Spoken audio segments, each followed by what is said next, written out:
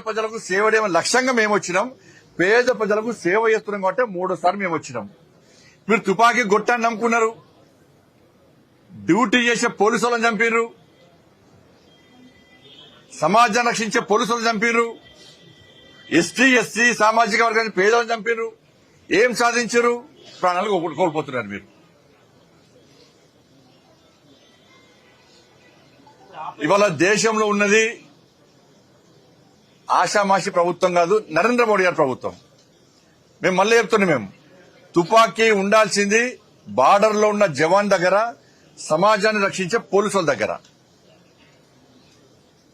వీళ్ళ దగ్గర తప్ప వేరే వ్యక్తులకు తుపాకీ ఉండడాన్ని నరేంద్ర మోడీ గారి ప్రభుత్వం సహించదు, దానికి క్షమించదు, దానికి అనుమతులు ఇవ్వరు. కాబట్టి ఇవాళ లొంగిపోవాలని చెప్పి మా కేంద్ర హోంశాఖ మంత్రులు అమిత్ షా గారు పిలుపునిచ్చారు. అమిత్ షా గారు ఒక మొండి పట్టుదలతోని ఈ సమాజాన్ని రక్షించాలి, ఈ దేశాన్ని రక్షించాలని చెప్పి ఒక లక్ష్యంతో, పేద ప్రజల ప్రాణాలు కాపాడాలని చెప్పి ఒక లక్ష్యంతో ఇలా అమిత్ షా గారు ఒక నిర్ణయం తీసుకున్నారు. లొంగిపోండి, తుపాకీ గొట్టం ద్వారా మీరు ఏం సాధించలేరు, సాధించబోరు, ఇంతవరకు ఏం సాధించలేరు, మీరు ప్రాణాలు తీసుకోకండి, లొంగిపోండి.